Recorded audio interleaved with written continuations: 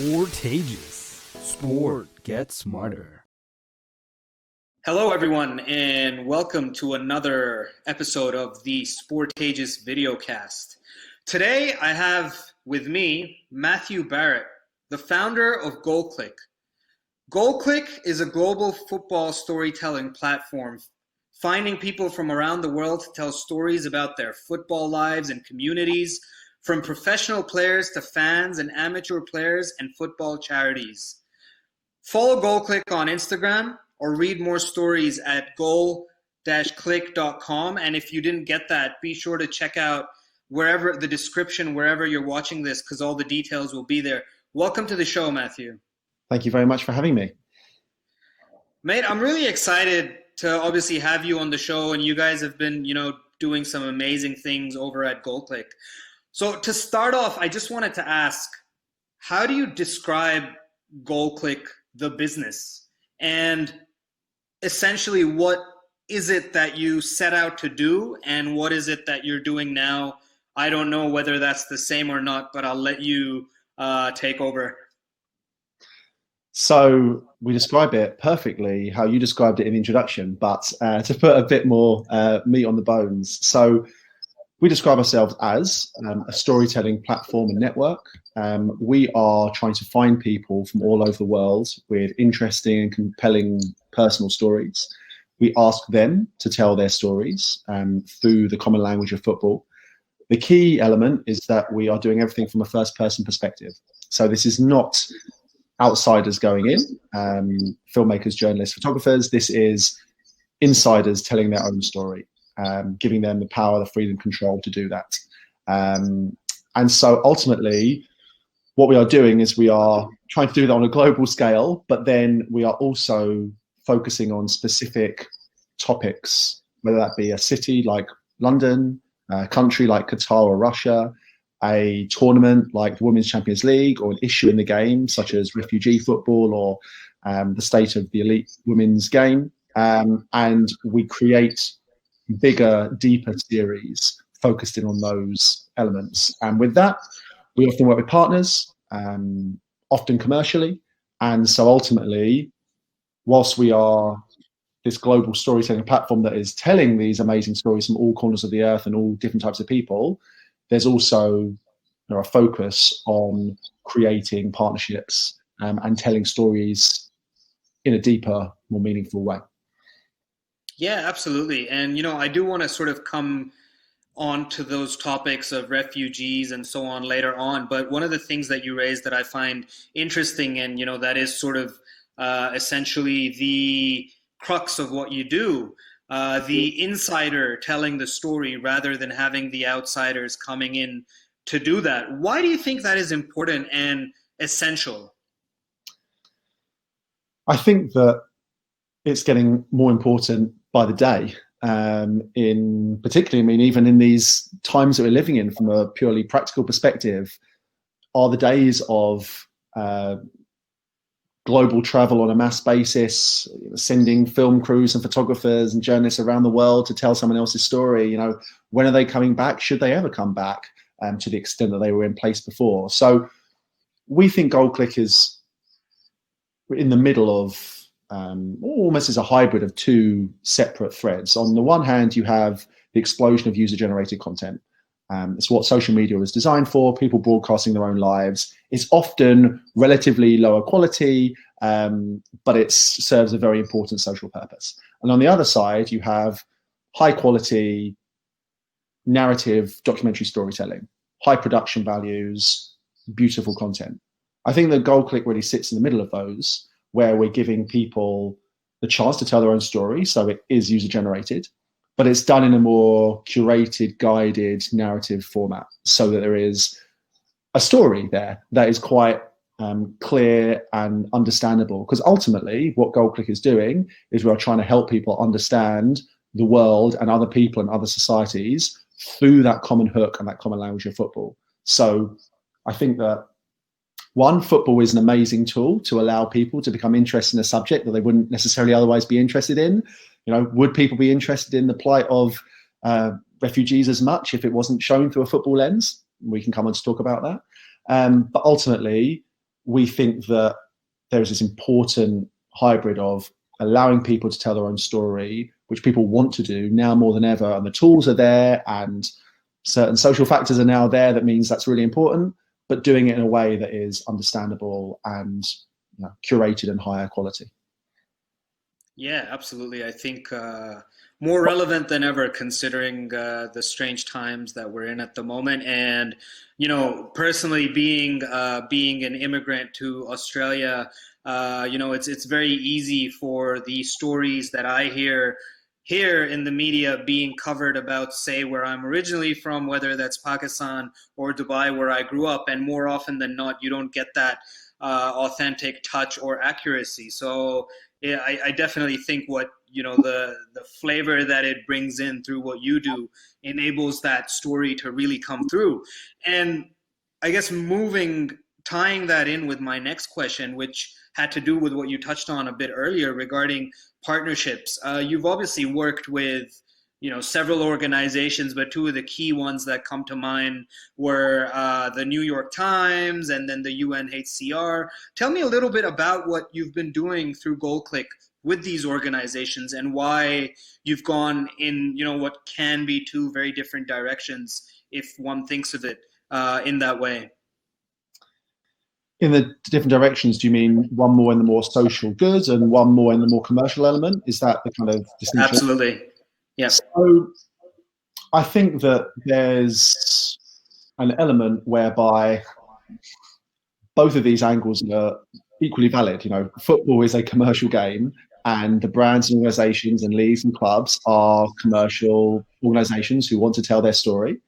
But then there are other organizations orbiting around football and sport, which I guess come from a more charitable social good perspective. And goalclick sits very comfortably in both of those areas. So we've been very fortunate that we've worked commercially with organizations such as Adidas and UEFA and New York City Football Club and the Qatar World Cup, where we've created new series telling stories from the inside of those organizations, or about people and particular stories that they want to tell. But then we've also, off our own back, created series which we think are important. And the Women's World Cup series, where we worked with around 40 women around the world, 18 of whom played in France at the Women's World Cup, was a very important story ahead of that tournament. Giving those players the ability to speak their own truths, tell the story of their lives in the lead up to that World Cup, and actually, bust some myths or bring some new perspective to understanding of elite women's football. It was very important, and we launched that with New York Times and Copper 90 the day before the Women's World Cup, and it was a really meaningful and compelling series showing a different side of the game that people are used to seeing. The challenges, particularly, that even elite level women's footballers still face around infrastructure and facilities and cultural appreciation in many countries. So we have then obviously worked more on the sport for social good side, and we recently launched a new project with the UNHCR, the UN Refugee Agency, telling stories of refugees through football, whether that be in refugee camps, in new host communities, or as professional footballers. And that's been a really impressive set of stories and compelling set of photos that has, I think, again, brought an issue to life in a way that most people don't ever see it and might not be interested in otherwise. And in fact, we're doing a lot of work in Australia at the moment around this issue because there are a lot of incredible stories of migrants and refugees in Australia, and there are actually a lot of opportunities in Australia to participate and to excel at the game of football. If you're from a refugee background, it's been actually quite amazing seeing how much is going on in Australia, probably almost more than any other country that we come across from a Western perspective. Yeah, it's really interesting because on the one hand, you've covered these stories of the Women's World Cup, and we've obviously got the next one happening here. And I think since that World Cup, I think the Matildas were one of the earliest teams to get the same pay as their counterparts, the Socceroos, and then more recently, a few other countries like Brazil followed suit. And we talk about refugees playing football for Australia. I believe we actually have international players as well who come from refugee backgrounds and have sort of competed at the highest level. On the men's side, I'm not too familiar with the women's team in that regard, but it's definitely something that people may seem to consider as quite heavy in regards to the storytelling. So, generally, and we've spoken about this before, the issues with sports media and the idea that it not just needs to be memes and silly Instagram stories of who's better, whether it's Messi or Ronaldo. There was a really interesting, or rather ridiculous story going on that Messi would go to Arsenal, and just nonsensical stuff like that, right? But the stories that you guys often cover at goalclick can be, like I said, very heavy in the sense that, you and I sitting in the West, we may not always understand what people's lives are like. I don't know, for example, for example's sake, I can probably say this. We spoke to a football coach who was sort of bringing children out of the traumas of the Liberian Civil War in Liberia. And we don't often hear about that or understand that. What sort of, I guess, impact does sharing these sort of stories have that you've seen or can talk a little bit about to us? So, first of all, I would say that there is a really important dividing line between heavy and kind of real and gritty versus worthy.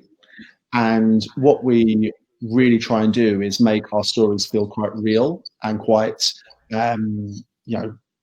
compelling, rather than charitable and raising notions of feeling like sorry for someone.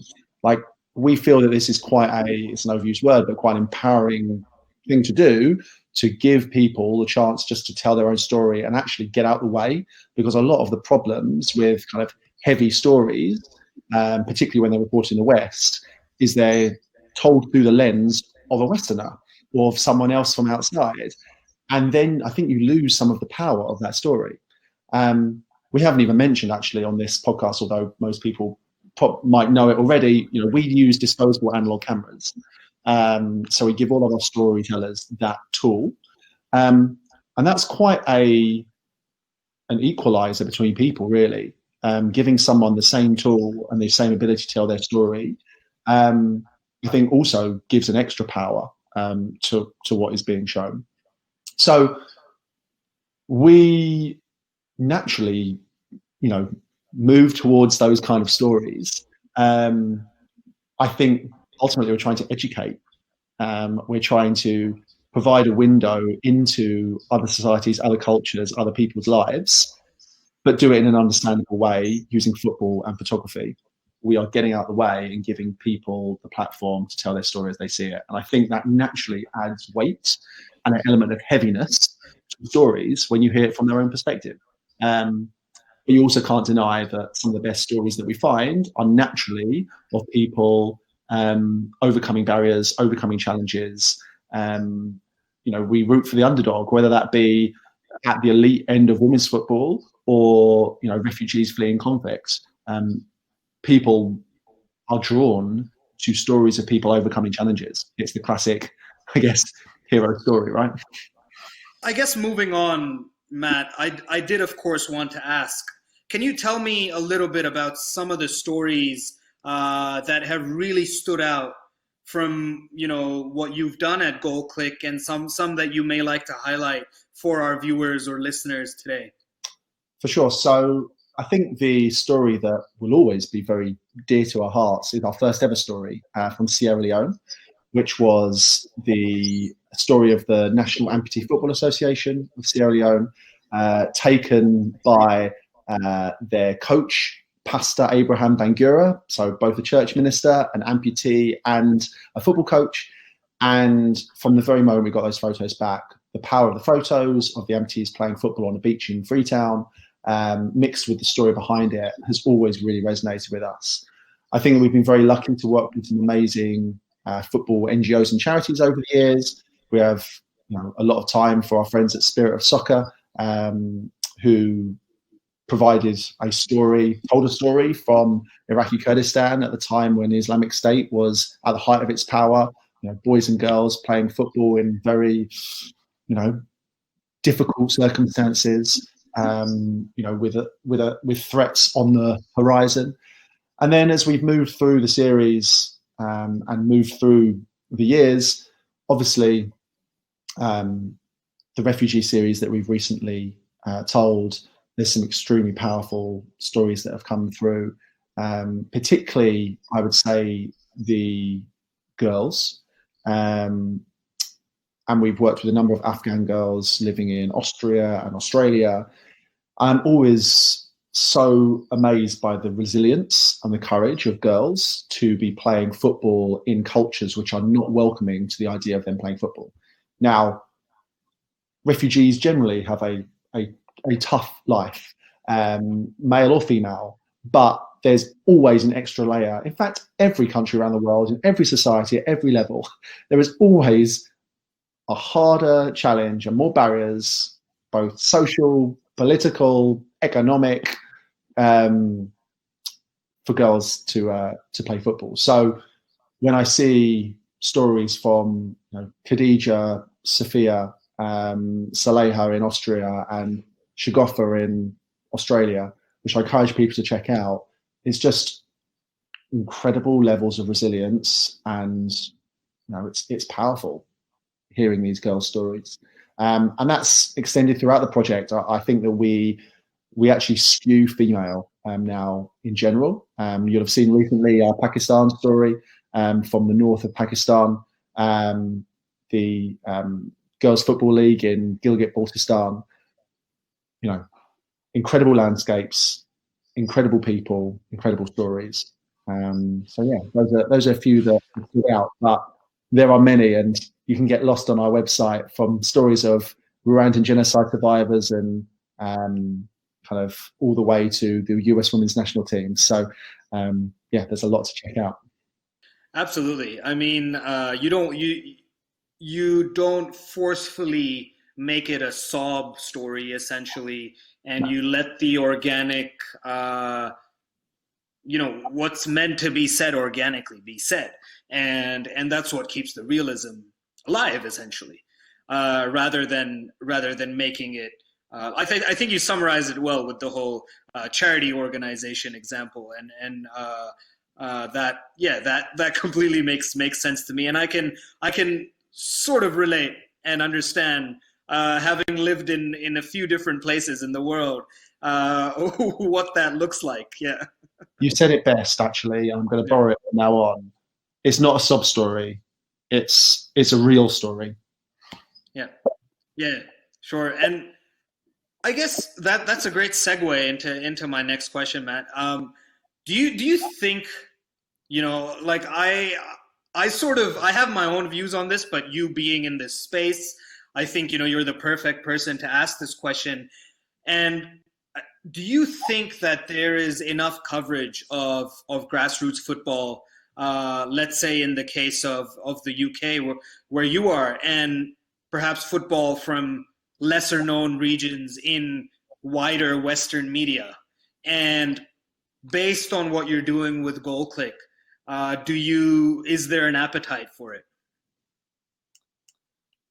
So no, there isn't enough coverage, but I understand why, because ultimately media outlets need to make money, and they need to satisfy the numbers and satisfy the advertisers, and essentially, a meme about Messi might do more for the numbers than a compelling piece of content from the north of Pakistan. However, I think there's a balance, and I think that a lot of organizations realize that if they lose the perception of having a soul and the perception of actually making a difference and the perception of improving the world, then actually that's also bad for their bottom line in the end. So, I would never say that organizations have to, focus on grassroots content. But there's a balance and there's a place for it. And particularly if organizations are claiming that they care about social justice issues or they care about improving the world and leaving a legacy, the grassroots of the game and development of football around the world is where they also need to play a part. So it's a balance. I think that lots of organizations, both leagues and federations and clubs and media and brands, they're moving in the right direction. I don't think that these issues are as ignored as they were before. I think there's a market for goalclick, totally. In the same way that you've seen, great stories from Copper 90 and other organizations in the field doing really great work. There's an appetite, it's increasing, but there can always be more. And I think what you'll find as the spending power of fans from around the world increases, people will want to see their countries and communities reflected more in media coverage. So I think it's only going one way, and hopefully goalclick are primed and ready to take advantage of more focus on what's going on beneath the very top end of the pyramid. Yeah, absolutely, and the more migration we have seen, the more that's going to lead to people wanting to hear stories for example, in English of their own countries that they originate from, and inevitably, that's exactly how you put it. And I think, Matt, you guys are doing some awesome work, and I do follow. I get your newsletter, so I check things out every once in a while. I have a read. I do want to keep on talking, but time is calling, so I will wrap it up. But I do have one last question for you, and this is essentially just an opportunity for you to share what you've got going on at goalclick and anything coming up in the future for everyone watching or listening to keep an eye out for. Sure. So obviously our ongoing refugees project is live and continuing, and we are moving towards a lot more content, a lot more stories on that coming over the next 6 to 9 months, hopefully with some physical exhibitions, if the world is returning to that kind of thing by next summer. We're obviously starting to focus on the Euros, both men's and women's, for next summer and the summer after. And yeah, we've got some new exciting initiatives in the works that hopefully you'll see coming soon. And yeah, people can sign up for updates from our newsletter on our website. They can follow us on Instagram at goalclick, on our website goal-click.com, which is where all of the stories are, I guess, deposited for people to have a good read through. And we're also launching a Patreon page where people can kind of support the ongoing work of goalclick, particularly in refugee communities and other kind of developing situations. So yeah, that's what we've got going on, and hopefully by the next time we speak, potentially even a goalclick podcast as well. So watch this space. Absolutely. Well, for everyone listening or watching, be sure to check out the description on whichever platform you may be, because everything goalclick is on there. So be sure to follow, subscribe, sign up to whatever it is that goalclick is doing, and stay in tune with what's going on. Matt, it's been an absolute pleasure having you on the show, and looking forward to all the exciting things that you guys bring out from goalclick, and I'll keep tuning in and looking forward to a potential podcast in the future. Excited to hear that might be happening. Nice one. Thanks very much.